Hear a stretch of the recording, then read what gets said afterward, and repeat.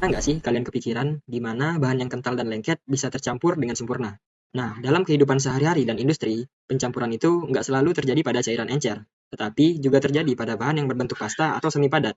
Contohnya itu kayak pasta gigi, adonan roti, salep, lem, hingga cat. Nah, karena teksturnya sangat kental, bahan-bahan ini nggak bisa mengalir seperti cairan pada umumnya. Makanya, proses pencampurannya memerlukan sistem mixing dan agitasi, agar hasilnya bisa benar-benar tercampur merata. Nah, sebenarnya apa sih yang dimaksud dengan mixing dan agitasi itu? Dan kenapa prosesnya itu bisa berbeda untuk bahan seperti pasta? Nah, untuk menjawab hal ini, kita lanjut ke pembahasan selanjutnya. Halo, kita akan membahas tentang apa itu definisi dari mixing dan agitasi itu sendiri. Singkatnya, agitasi itu adalah cara kita untuk menggerakkan sebuah material dengan menggunakan alat. Sedangkan kalau untuk mixing itu sendiri, itu adalah tujuan akhirnya yang membuat dua bahan itu akan menyatu secara merata. Beda dengan cairan encer, pasta itu lebih spesial. Dia itu seperti semi padat, viskositasnya tinggi, dan biasanya bersifat dengan non-Newtonian, yang artinya dia itu lengket dan ogah untuk mengalir sendiri.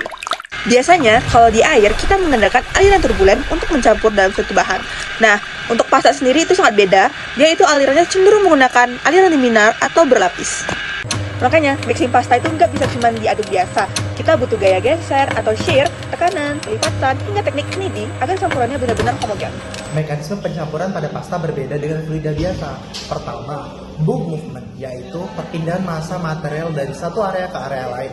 Kedua, shear mixing, di mana gaya geser memecah gumpalan.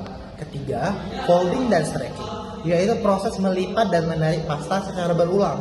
Keempat, compression atau kneading, yaitu penekanan material di antara blade dan dinding mixer. Terakhir, dispersion, yaitu penyebaran partikel padat ke dalam matriks pasta. Pada sistem dengan padatan proses seperti meliputi wetting, yaitu pembebasan partikel, dan agglomeration untuk memecah gumpalan, dan dispersion untuk menghasilkan campuran yang homogen. Untuk mencampurkan pasta yang kental, kita perlu tahu beberapa jenis agitator khusus, yaitu yang pertama Sigma mixer, kedua planetary mixer, ketiga anchor agitator, dan yang terakhir itu multi-shaft mixer. Jenis agitator pertama adalah Sigma atau Z-blade mixer. Bila pengaduk ini berbentuk huruf Z yang berputar bersamaan untuk meremas dan menarik bahan kental seperti lem atau karet. Kedua, planetary mixer. Pengaduk ini berputar sekaligus bergerak mengelilingi tangki layaknya planet yang mengorbit matahari, sehingga tidak ada bahan yang tertinggal di sudut tangki.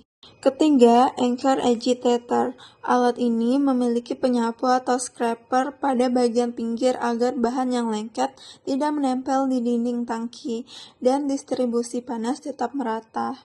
Terakhir itu ada multi-shaft mixer. Alat ini merupakan gabungan beberapa pengaduk untuk menangani bahan yang kekentalannya berubah-ubah selama proses pencampuran. Pemahaman terhadap berbagai jenis agitator ini sangat penting dalam perancangan sistem mixing yang efektif. Selain jenisnya, pencampuran padatan di dalam fluida, baik cair ataupun kental, distribusi partikelnya itu sangat dipengaruhi oleh kecepatan dan ukuran dari impellernya. Jelasnya dapat dilihat sebagai video berikut. Ketika rasio diameter impeller terhadap tangki kecil, partikel lebih cenderung mengendap di dasar. Namun pada video ini, kenapa masih bisa teraduk dikarenakan fluida yang digunakan adalah fluida cair, sehingga tidak berlaku pada fluida kental.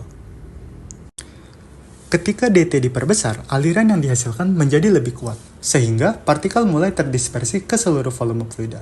Namun, peningkatan DT saja tidak cukup, kecepatan putar juga berperan penting. Misalnya seperti sampel yang ketiga berikut, meskipun rasio diameter impeller diperbesar, namun dengan kecepatan yang lebih kecil, justru partikel tetap lebih cenderung di bawah permukaan, dikarenakan energi kurang cukup untuk membuatnya terdispersi ke seluruh volume. Nah, proses mixing pada pasta ini banyak ternyata digunakan pada berbagai industri. Kira-kira apa aja ya? Beberapa contohnya itu di industri farmasi itu sendiri yang dimana digunakan untuk pembuatan salad dan krim. Yang kedua ada pada industri makanan untuk adonan dan produk yang berbasis pasta. Yang ketiga ada pada industri cat yang digunakan untuk dengan resin.